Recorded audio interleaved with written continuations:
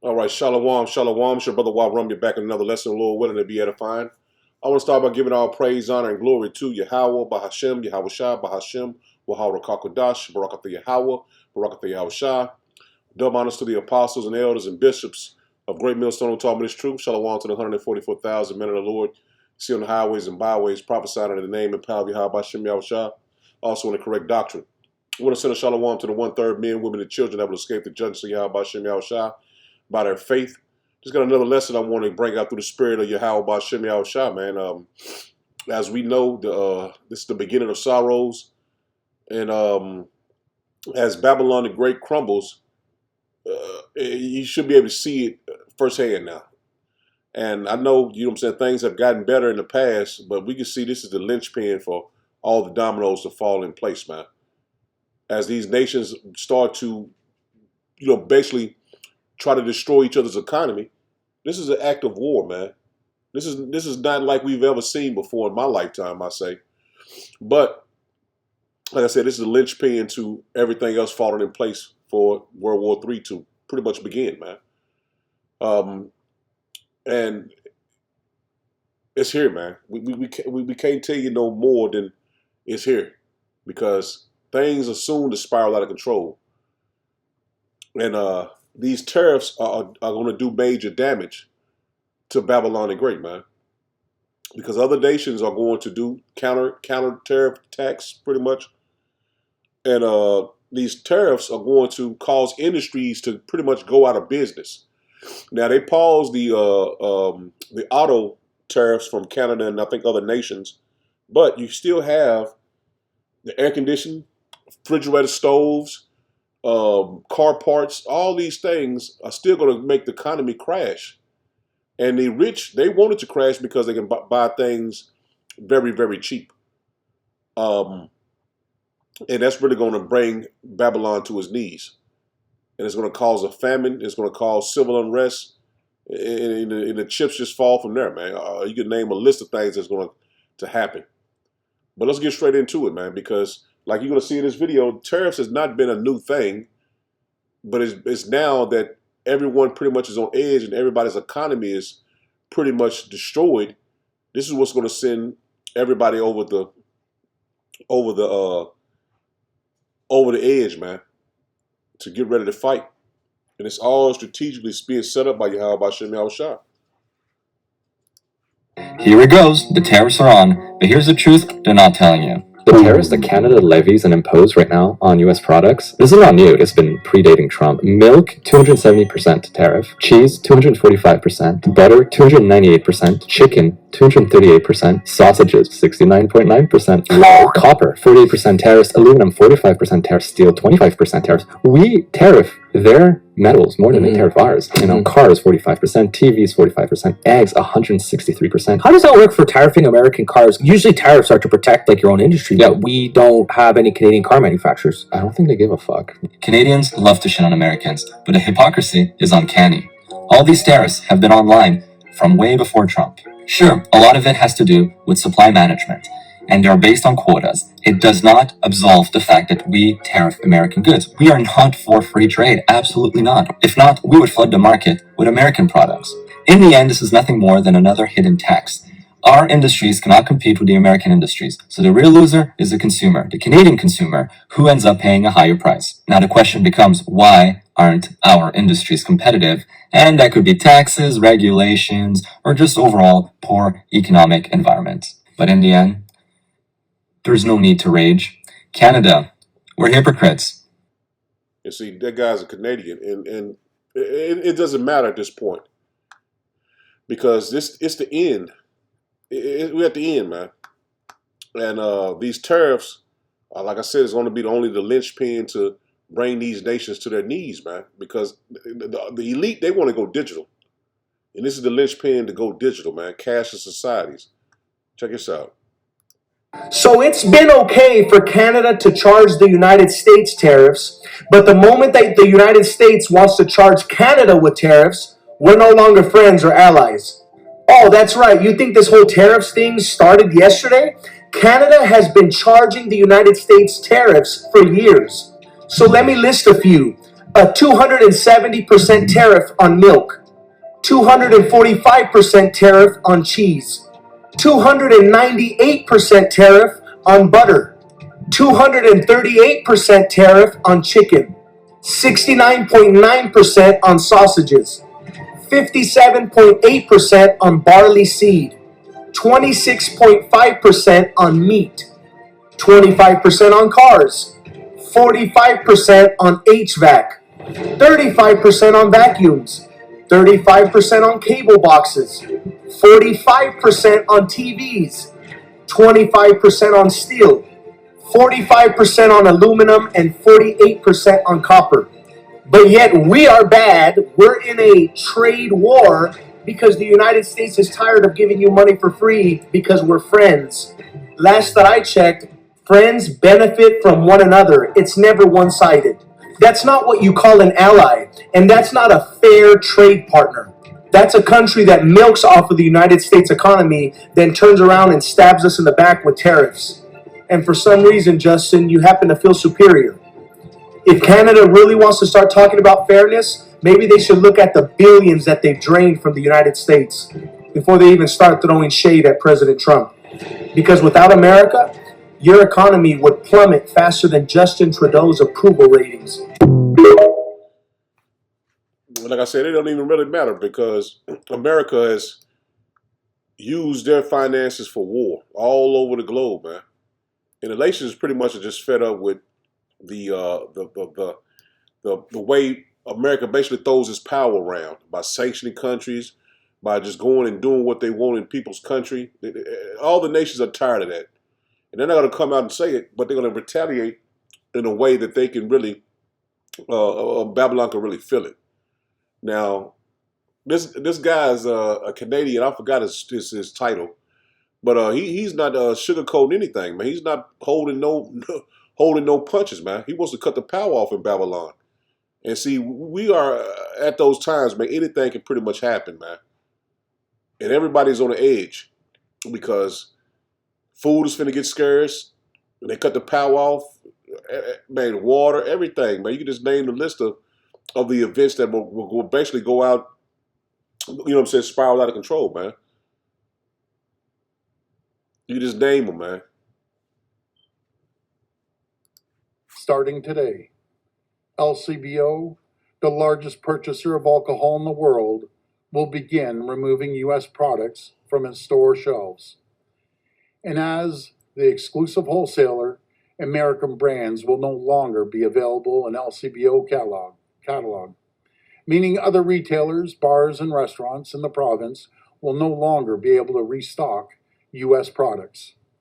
This is an enormous hit to the American producers.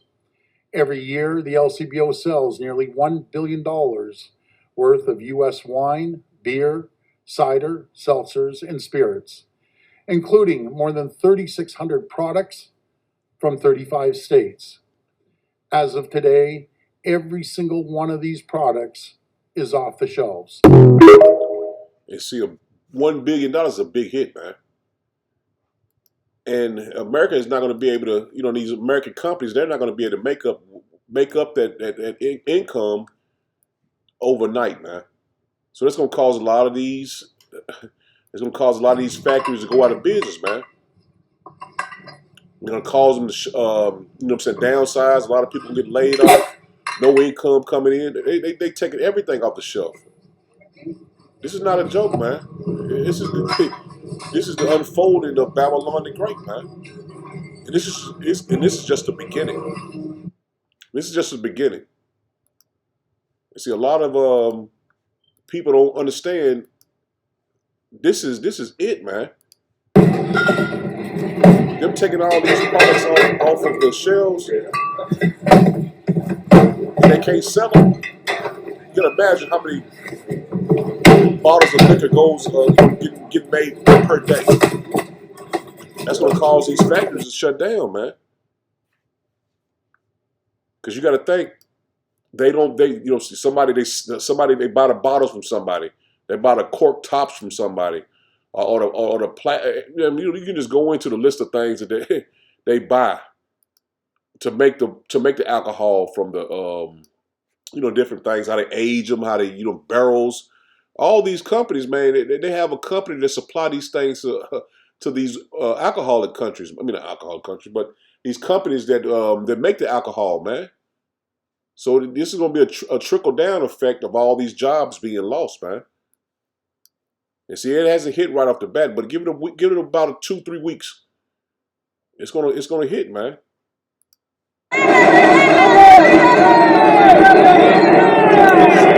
Also, next I don't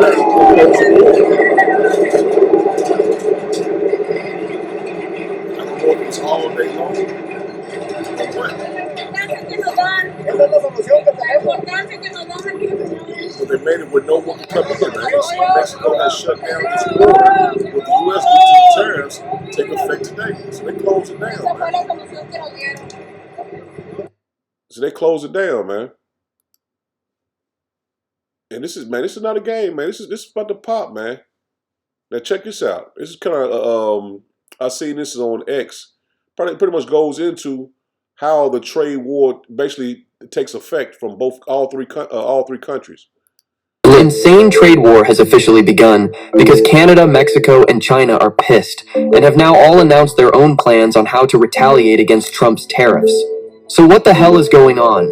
Well, you see, yesterday Trump's promised 25% tariffs on Canada and Mexico and 10% on China officially kicked in.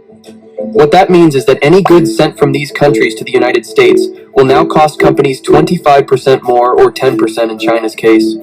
So for example, if a Canadian business sent a car to the US that cost $50,000, today US companies will pay a $12,500 tariff at the border.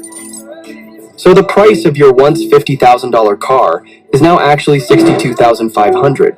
Why would Trump purposefully make things more expensive for Americans? Well, two main reasons. The first is more of a longer-term, unguaranteed benefit, but it would be to change consumer habits to buy more American-made products and incentivize more international companies to manufacture in the US. In theory, that means a stronger US economy, more stable jobs, and less dependence on foreign countries. The second reason for imposing these tariffs would be to use them as a tool to pressure Canada, Mexico, and China into doing what Trump wants.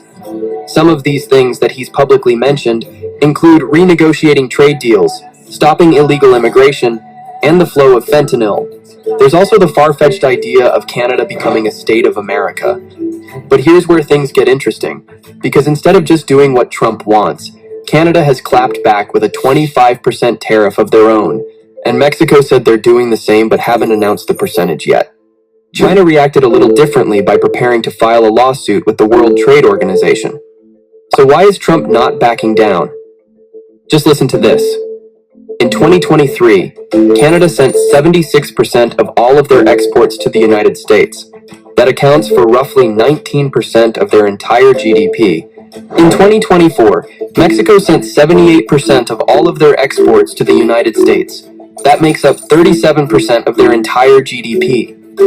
But for America, their exports to both countries combined only make up roughly 2.7% of their entire GDP. So simply put, even if they do retaliate, getting into a tariff war with the United States would hit Canada and Mexico much harder. Trump knows this, and he's using it. Crazy, man. Yeah, he knows it. And he's using it, man. It's the bully tactics. And see, the bully tactics, man, is going to get the war popping. As China just said today, as you say right here, it was on X, it says China embassy in U.S. If the U.S. truly wants to solve the fentanyl issue, then the right thing to do is to consult with China by treating each other as equals. And see, that's what these other nations, they want to be treated as equals. And see, this bully tactic shows that Trump wants to show power. He wants to show that he's in authority. That's why he's doing these bully tactics and bringing these tariffs in, man. Because America really doesn't sell anything, man, just war.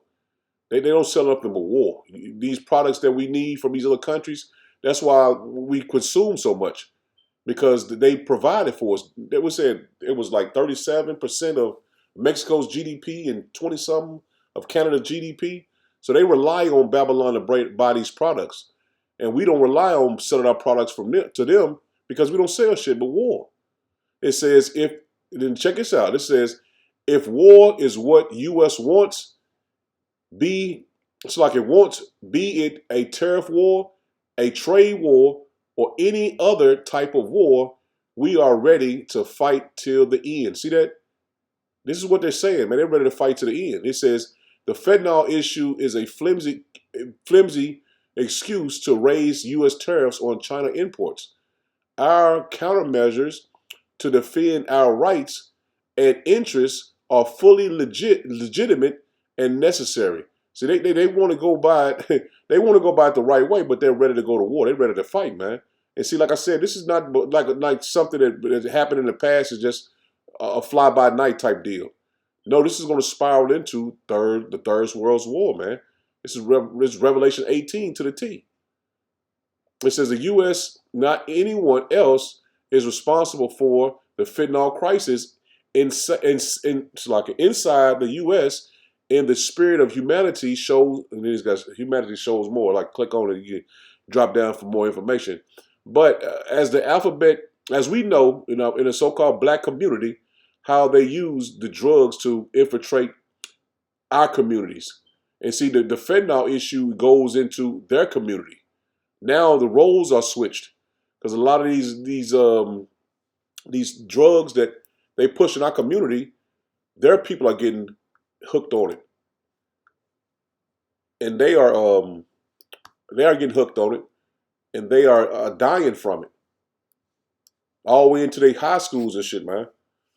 So Esau wants to basically scale back the fentanyl issue because it's affecting his people more than ours. And it's basically just the Lord showing that these curses are coming off of us and they're going on them. And this is all done in the spirit and power of Yahweh B'Shem Yahushua, man, because Esau is finished. He can't reverse the hands of the Lord, man. And that's why he's going to cause pain to these other nations. And this is all prophecy. But the point is, this man is finished. This is 2nd Ezra 6, and I'm going to start at verse 20. It says, and when, this is at 2nd Ezra 6, in verse 20, it says, and when the world that shall begin to vanish away, and this is Babylon the Great, this is this man's world. You go back up to the top and see that Esau is the end of the world, man. Verse 9, it says, for Esau is the end of the world, and Jacob is the beginning of it to follow. See that this world is vanishing away, man. And that's Esau's world. 20 again, it says, and when the world that shall begin to vanish away shall be finished, then will I show these tokens. See that? We see the tokens, man. The book shall be opened before the firmament, and they shall see all together. We see the end of this man's world. We just read it. Dropping down to verse 22, it says, and suddenly shall the sown places appear unsown, the full storehouses shall suddenly be found empty. And that's what's going to happen, man. You're not going to get these products in Walmart and Targets and different grocery stores, Kroger's. This place is going to be finished, man. I just brought out the other day when they had on the news where they're expecting the Social Security checks to be short next month, or not even come next month. And see, that's going to affect the retired military. That's going to affect your SSI people that's getting your Social Security checks. These people that, you know what I'm saying, is handicapped, they checks. And not only that, they're talking about a shutdown in 24 hours, man, a government shutdown, man. It's, like I said, man, we are here, man. There's no reversing what's coming, man. And you're going to see soon that these stores that you go to every day to get your food is going to be empty. These tariffs are going to make these countries, but these stores go empty, man. Not only that, though, your job, the companies you work for, people are not going to be able to afford to, I work in service, they're not going to be able to afford any services on their houses, man. They're not going to be able to afford to go to the grocery stores. This is going to take Babylon the Great down, man. And only the prophets of the Lord in the elect can see it, man.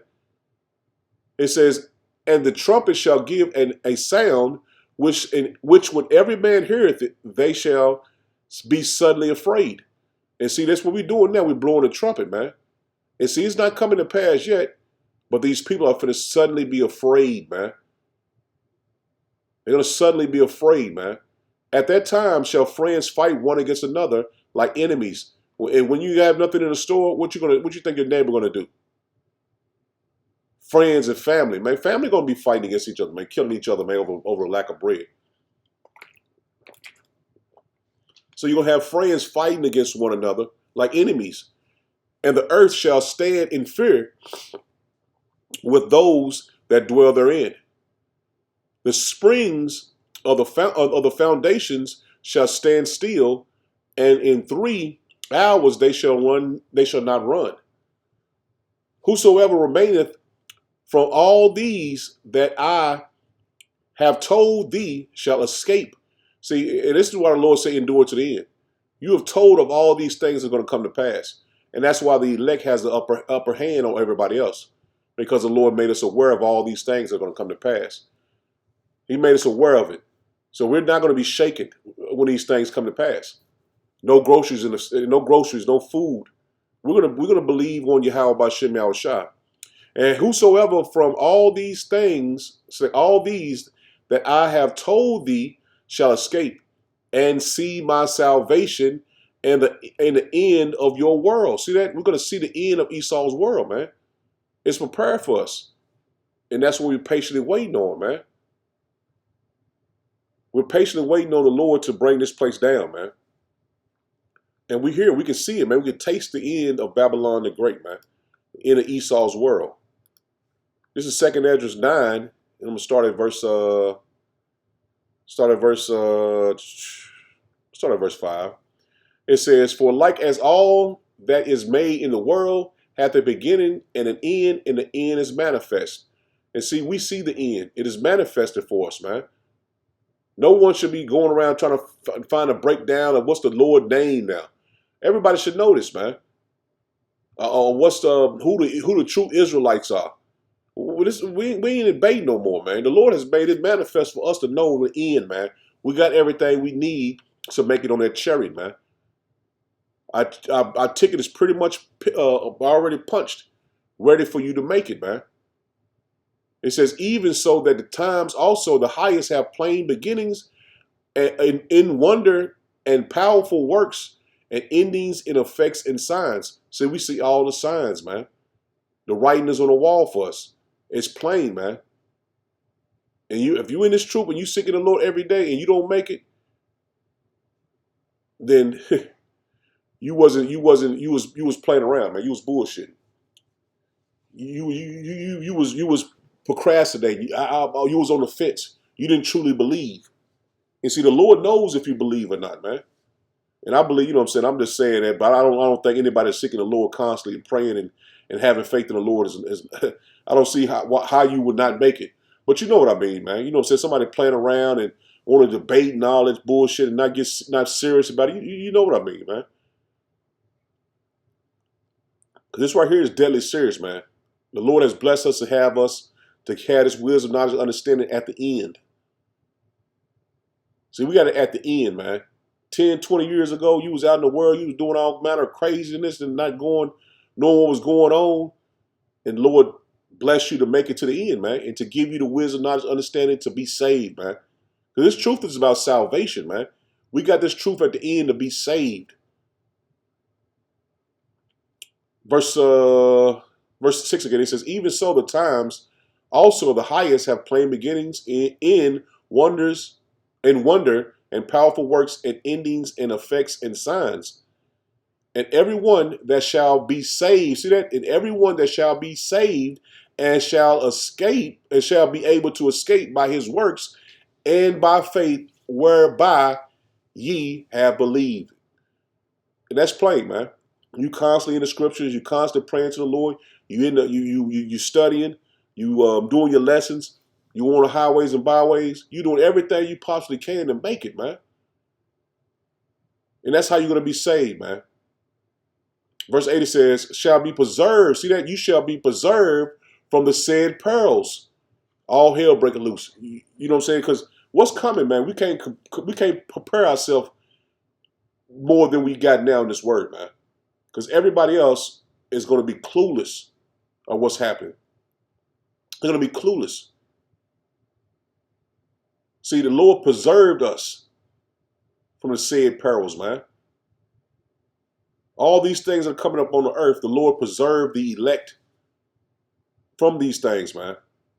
It says, verse 8 again, it says, shall be preserved from the said perils, and shall see my salvation in my land, and within my borders, for I have sanctified them for me from the beginning. See that? You've been sanctified from the Lord from the beginning to make it. And that's what these people don't understand. When we're on the highways and byways, we're making lessons. This is to be saved, man. This is to be saved. This is for us to get on that chariot, man. And see, you can't make nobody get it because they wasn't chosen. And see, we see the Lord say, I sanctified them from the beginning. So you was predestinated to make it. So hold on to this truth, man. You was chosen to make it. It says, then shall they be in pitiful case, which now have abused my way. See that those that didn't want to seek the Lord thought we was crazy and talked all bad about us? They're going to be in pitiful case. They're going to be in pitiful case, man. It says, which now have abused my ways, and they that have casted them away despitefully shall dwell in torments. And see, these people are going to be dwelling in torments, man. Man, the Lord, man, the scriptures tell you that it's how it go? It's fearful things to fall into the hands of the Lord. So you'll be in torments, man. No matter. So imagine what the Lord gonna put on you, man. You're gonna be in pitiful. The scriptures say you're gonna be in pitiful case. In torments, dwelling in torments, man.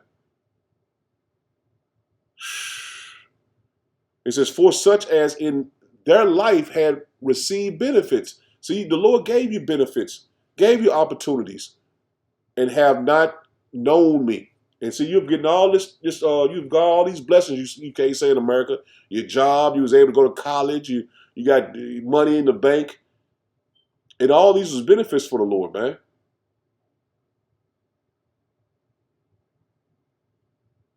And you still haven't known the Lord, man. But you're going to remember somebody told you this truth, man. Or you seen the men of the Lord on the highways and byways, and you still didn't take heed to it. He says, and they that have loathed my law, while they had yet liberty, and when yet place of repentance was opened unto them, understood not, but despised it. See that? The time now is to repent to the Lord. He given us liberty to get the truth now. But our people have despised it, man.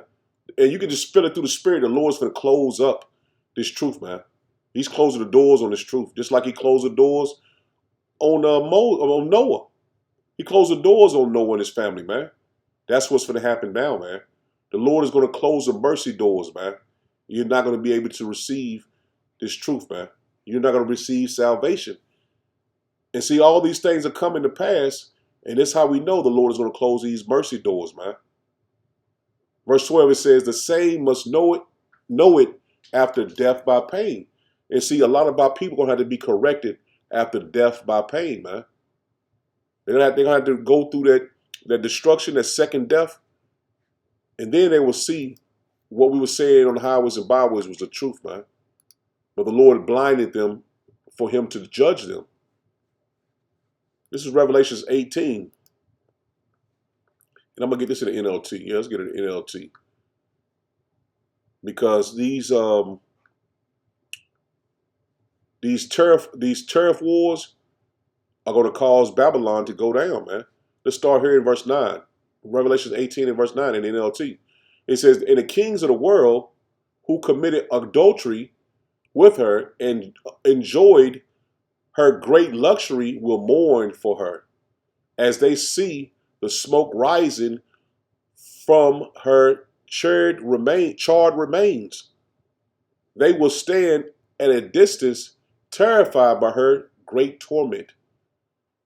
They will cry out, how terrible for you, O Babylon, you great city. In a single moment, power, judgment has came on you, man. Power's judgment came on you in a single moment. And see, we're leading up to this time, man. And the charred remains are going to be here forever, man.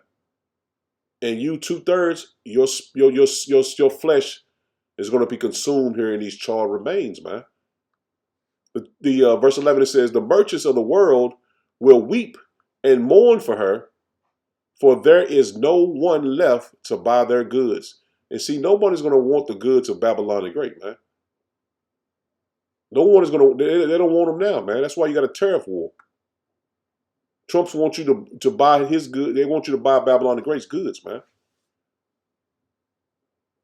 She brought great qualities of gold, silver, jewelry, and pearls, fine linen, purple silk, and scarlet cloth, things made of fragrant fine wood, ivory goods, and objects made of expensive wood, and bronze, iron, and marble. She also brought cinnamon, spice, incense, myrrh, frankincense, wine, olive oil, fine flour, wheat, cattle, sheep, horses, wagons, and bodies going into slaves. That is human slaves. And see, she had all of this, man. When we hear slaves here, aren't they using incarcerated people in these restaurants to work now, man? And all these fine things that Babylon the Great produce is going to be burnt up, man. Charred remains. The fancy things you love so much are gone. See that? They're gone, man. They cry, all your luxuries and splendor are gone forever, never to be yours again. That's plain, man. It's plain, man. And see, Trump is trying to save it, man. But the Lord is not going to heal Babylon. He's not going to heal Babylon. It's finished, man. 15, it says, the merchants who became wealthy by selling her these things will stand at a distance. See that? These nations this tariff war, they sold all this, they made all this money. It said the merchants who became wealthy by selling her these things will stand at a distance, terrified by her great torment. See that? That's plain. So all these nations that got rich off of Babylon, man. And they're going to see the destruction of it. They will weep and cry out, how terrible for that great city. She was clothed with fine purple and scarlet linens, decked out with gold and precious stones and pearls. In a single moment, all the wealth of the city is gone, man. Just like that. All the wealth of this city is gone. And all the captains and merchants and ships and their partners and sailors and crews will stand at distance. And another translation goes in and they see the smoke of her burning, man. There you go, verse 18, it says, and they will cry out as they watch the smoke ascend, and they will say, where is there another city as great as this? This place is finished, man. This place is finished. It's done.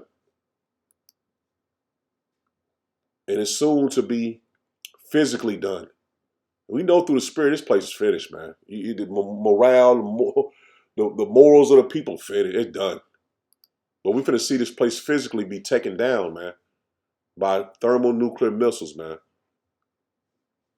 This is Isaiah 47, and I'm gonna start at this is Isaiah 47 King James, and I'm gonna drop down to start at verse 12. It says, "Stand now with thine enchantments, and with the multitude of thy sorceries, wherein thou hast labored from thy youth. If so be thou shalt be able to profit, if so be thou mayest prevail. Thou art wearied in the multitude of thy counsels. Let now the astrologers and the stargazers, the monthly prognosticators, stand up and save thee from these things that shall come upon thee." And that's Babylon the Great, man. All your witchcraft, all the soothsayers, your astrologers, your witches, let them see if they can save you now, man. Let them stand up and see if they can fix your problems. Behold, they shall be as stubble. The fire shall burn them. They shall not deliver themselves. See that? You're not going to be able to deliver yourself out of the hands of the Lord, man. It's already written. They shall not be able to deliver themselves from the power of the flame. There shall not be a coal to warm at, nor fire to stand before it. Thus shall they be unto thee with whom thou hast labored. Even thy merchants from thy youth, they shall wander every one to his quarter. None shall save thee. That's plain, man. So all these merchants that sold all these materials and goods to Babylon the Great when it was a young nation, they're not going to be able to save you, man. No one is going to be able to stick up against Russia or China when they want, because China just told you they want to go to, you want a war, regular war, tariff war, trade war, whatever you want to do. We're ready for it now. They're ready for it, man. So all these nations get paid off Babylon the Great. All the nations, the EU, China, Russia, um, Mexico, Canada, all these nations, South Korea, Japan, all these nations get paid off of Babylon the Great, man. And none of these merchants are going to be able to save them when the Lord just, man, he gives you how a shot of word, man. We live in this in real time, man. We seeing prophecy unfold in real time, man. This ain't a thing way off, man. The Lord is giving us the mysteries of this truth. And we can see it plain as day, man. We can see it as plain as day. This is Zephaniah, Zephaniah 1 and verse 10. It says, "And it shall come to pass in that day, saith Yahweh Shem Yahushua, that there shall be a noise of a cry from the fish gate, and a howling from the second, and a great crashing from the hills. Howl ye, inhabitants of Mektesh, for all the merchant people are cut down. All they that bear silver are cut off. And it shall come to pass at that time that I will search Jerusalem with candles and punish the men that are settled on their lees." See, you Jakes are finna be punished, man. And see, we got all the signs the Lord is finna do this, man. We got all the signs that the Lord is finna make a move on Babylon the Great. And our people are settled on their lees, man. On what they have. Let's get this in a blue letter, man. Do a quick definition. Zephaniah. Was that 1? What was it? 1 and 12.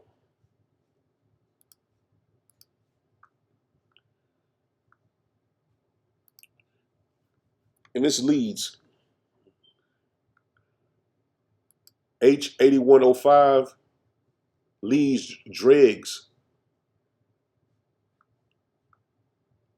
the settling of wine, dregs, wine on thee, or leads.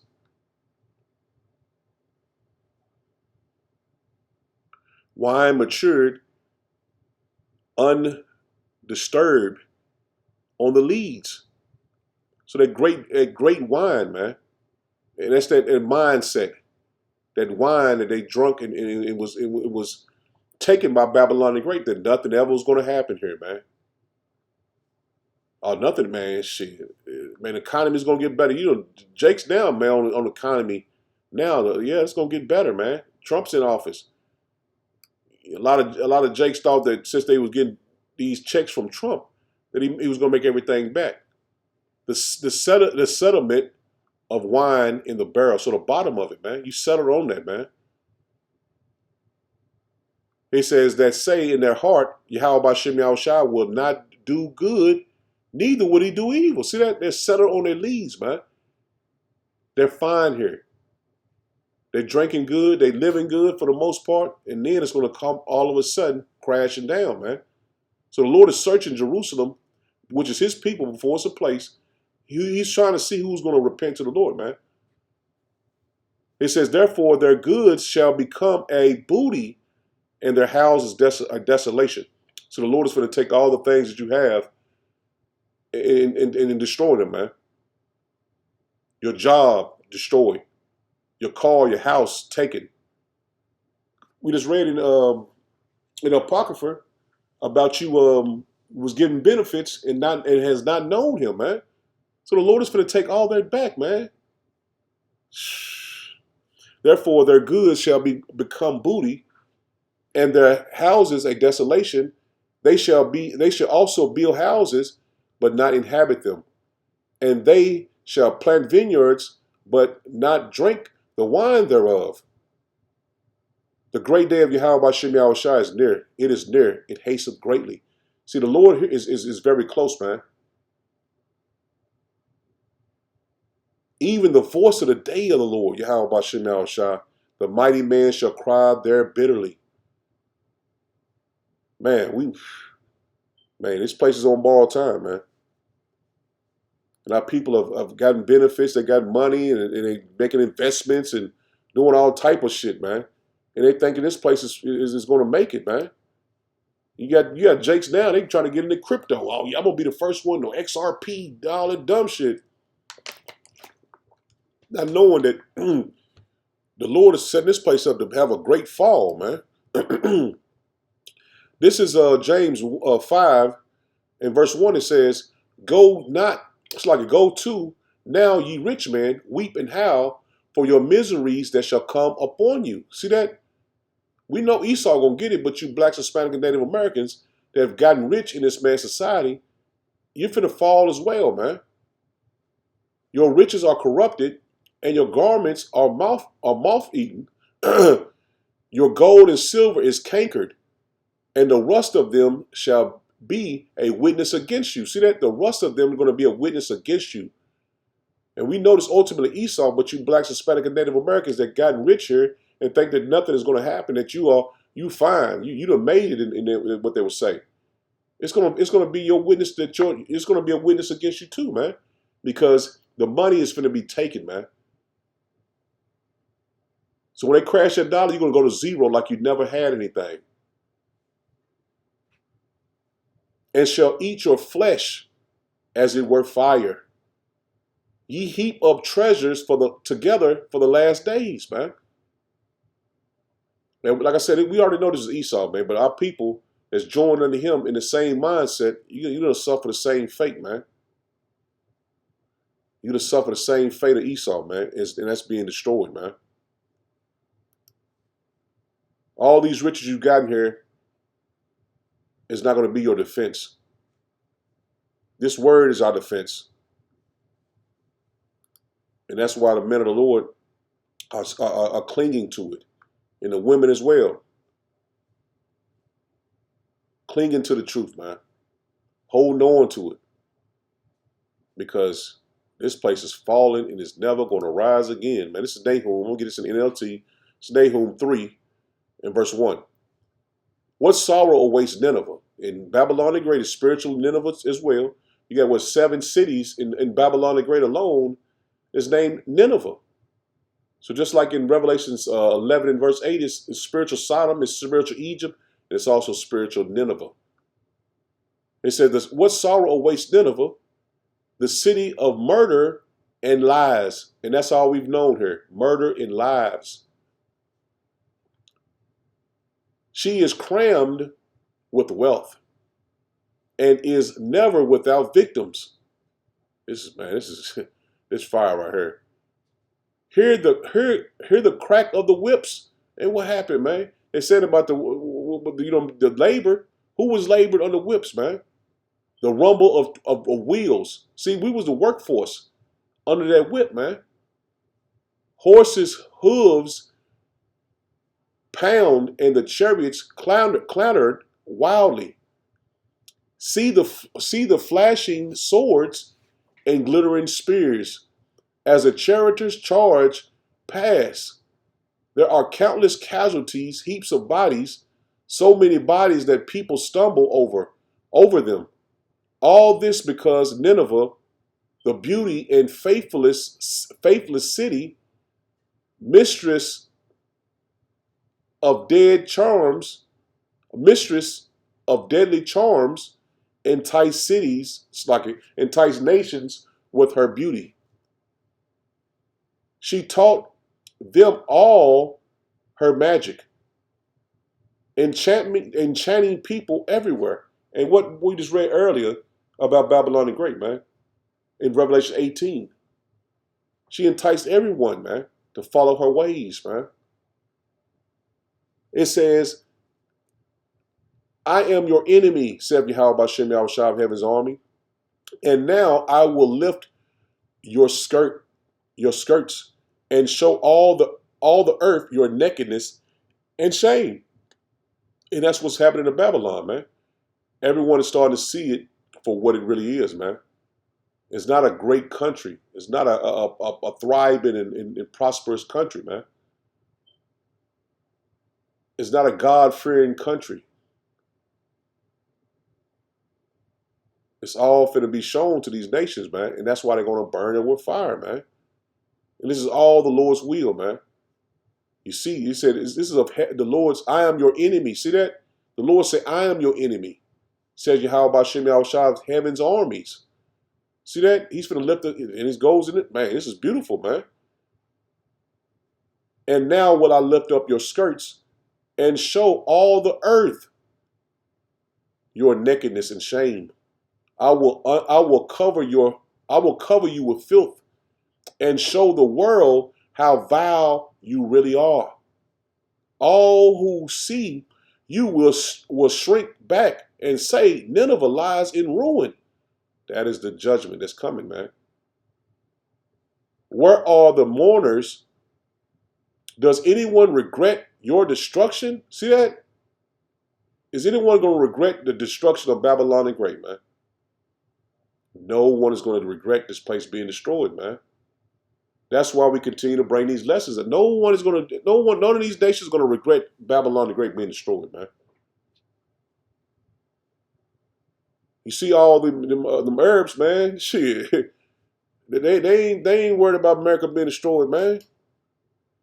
Chinese, Japan, they know what happened. Japan knows what happened to them. No one is going to regret this place being destroyed, man.